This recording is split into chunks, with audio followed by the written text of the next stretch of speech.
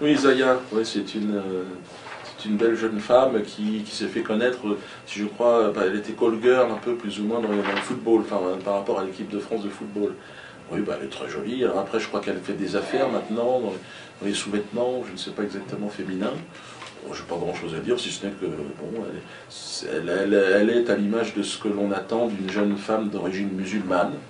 C'est un petit peu ce que le projet de cette société, que d'en faire. Elle joue avec, et puis ma foi, bon, de toute façon le monde est une jungle. Je pense qu'elle est plus, comment dire, moi je vois une personne qui sait évoluer dans un monde particulièrement hostile. Zidane, c'est un peu l'icône, d'ailleurs on voit l'auréole du Christ derrière. Bon, je ne sais pas, bon, il faudrait qu'il ait plus d'humour. Alors, il y a évidemment le problème du business dans le football, l'argent. Moi, personnellement, à l'évêque, bon, c'était quelqu'un avec qui j'avais plaisir à m'entretenir. Sans prendre Zidane, ça me paraît quand même un peu facile. Mais bon, s'il pense qu'on pourra changer le monde en ayant un Zidane plus humaniste, plus généreux, moi je pense que Zidane, ça le regarde, son argent. Il gagnera toujours moins d'argent que la Fédération française de football. Bon, il gagne de l'argent, mais de toute façon, c'est l'argent, ça veut rien. On l'a vu d'ailleurs avec Kadhafi, ses avoirs sont gelés. Un jour ou l'autre, s'il franchit la ligne, ses avoirs seront gelés à Zidane. Donc moi, je trouve que c'est... bon, il aime l'argent, il est le produit d'un système qui n'aime pas l'argent. Non, je trouve que c'est pas la personne que je... D'ailleurs, il a l'avantage, lui, de ne pas se prononcer. Et puis, c'est toujours facile de s'en prendre à des gens qui ne répondent pas. Donc... à la limite, qu'il se fasse un face-à-face avec lui, mais parler dans son dos de cette façon-là, bon, moi j'ai toujours évité, bon maintenant je réponds, c'est vrai quand on parle de moi, en général j'ai tendance à répondre, mais s'attaquer à Zidane, je trouve que c'est de la fausse subversion.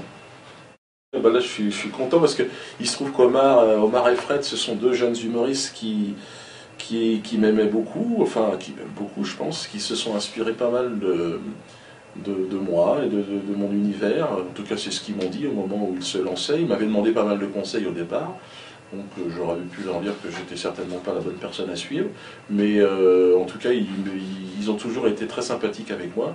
Et puis François Cluzet, j'ai toujours adoré ce comédien, donc je suis plutôt content qu'un succès. Autant sur les ch'tis, j'aime beaucoup Kader Merad, parce que lui aussi, il a commencé comme moi dans un duo, et puis on se voyait beaucoup. Danny Boone, je l'aime bien, je dirais un peu plus dans le système, il me fait moins vibrer sur la corde humoristique. Mais ça, je pense que je ne l'ai pas vu, le film, mais ces deux personnes me paraissent très sympathiques. Oh, François Villon, il est marrant. Stéphane, pardon, excusez-moi, vous voyez à quel point je le connais. Il paraît qu'il est un peu subversif. Alors, je ne le connais pas très très bien. J'ai fait une émission une fois et il était plutôt sympathique à mon endroit. Après, je sais que je l'ai vu se prononcer de manière assez négative sur moi. Bon, je ne rentrerai pas dans un débat. Je ne pense pas qu'il y ait un marché de la subversion. J'ai cru comprendre qu'il était un peu montré comme étant l'artiste subversif. Je lui dirais non.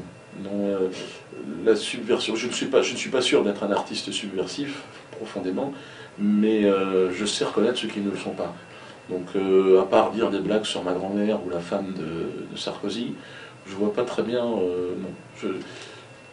Il a.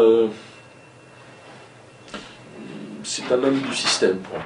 Oh Laurent, bon Laurent, que je connais bien et que j'ai toujours eu de la sympathie pour. Bon, je suis toujours triste de voir des gens dans un exercice aussi compliqué qu'est une émission quotidienne. C'est un homme qui passe beaucoup de temps et on ne peut pas être drôle tous les jours à un niveau très important. Lui, il est tous les jours, tout le temps, pendant des dizaines d'années.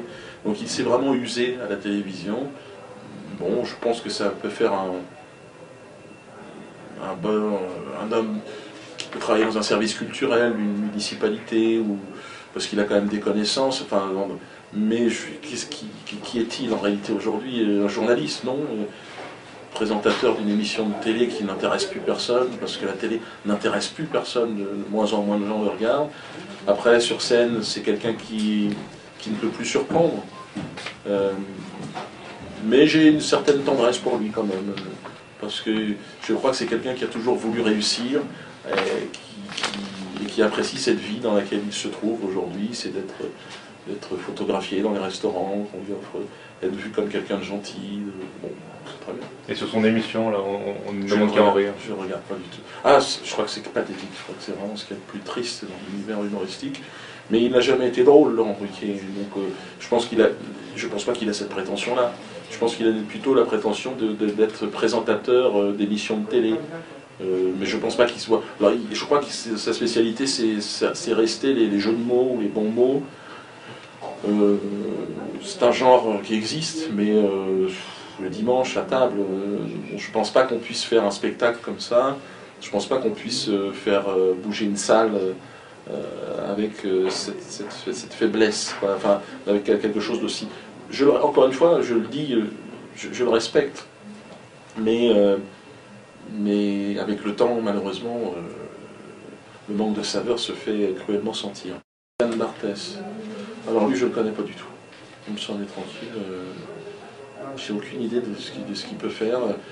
Tu m'aurais présenté cette personne, je t'aurais dit, je pense, c'est peut-être un cadre du Parti Socialiste, ou je sais pas, on ne sait pas ce que c'est. Enfin, c'est par rapport à la tenue vestimentaire. Ça se trouve, il est à l'UMP. Je l'ai dit, c'était exactement pareil. Bachar al-Assad, moi j'aurais un peu la position évidemment des Russes, des Chinois, qui est une position, bon, je pense qu'il faut laisser aux Syriens le soin de gérer leurs affaires internes. Bon, est-ce qu'il n'y a pas des mouvements armés? On voit bien que de toute façon, les intérêts d'Israël sont de déstabiliser ce pays. Qui fait quoi, comment? Qui sont les observateurs qui observent? Moi, je ne suis pas... Je connais bien la Syrie. Je me suis rendu à Damas, j'ai joué mon spectacle là-bas. Je pense que c'est vraiment, encore une fois, aux Syriens, au peuple syrien de se prononcer. Et surtout pas, il ne faut pas croire du tout dans les médias. Moi, j'ai pris beaucoup de bon temps à Damas, parce que c'est vraiment un endroit, un carrefour passionnant, Damas. Damas, c'est là-bas que j'ai rencontré Hugo Chavez, d'ailleurs. Et sous le régime de Bachar el-Assad, il y a énormément de discussions, il y a une vraie qualité de dialogue, de débat là-bas. Alors évidemment, lorsqu'on est israélien, bon, c'est très compliqué de venir débattre, mais cela dit, c'est très compliqué pour moi d'aller débattre en Israël, je n'ai pas du tout envie de me rendre là-bas. Il me paraît beaucoup plus, dans la région, beaucoup plus intéressant et sincère que le gouvernement israélien, bien sûr. Youssou N'Dour, lui c'est très intéressant parce que c'est... Alors évidemment il a un côté un peu showbiz qui peut énerver, mais d'ailleurs je crois que tous les Sénégalais ne sont pas derrière lui, mais ça aurait été bien quand même qu'il puisse se présenter, bien évidemment. D'autant que Wad, bon ça suffit, c'est un peu comme au Cameroun, et encore c'est pire, lui, au Cameroun c'est pire, bon, parce que enfin je dis nous, il se trouve que je suis d'origine camerounaise, je suis français, moi je vote en France, mais une partie de ma famille vote là-bas et on en a marre évidemment de ces présidents qui sont là depuis 30 ans, 40 ans. Et lui, c'est amusant. Je ne pense pas que ce soit un grand révolutionnaire. Wad, c'est la trahison envers Mouammar Kadhafi qui m'a le plus choqué. D'ailleurs, je pense qu'on lui avait promis de le soutenir, que l'Occident avait promis de le soutenir s'il crachait à la gueule de Kadhafi. Ce qu'il a fait d'ailleurs, puisqu'il est allé en le tutoyant en disant « faut que tu te barres, faut que tu te dégages ». Et Kadhafi s'est battu. J'ai beaucoup plus de respect pour Kadhafi, bien sûr.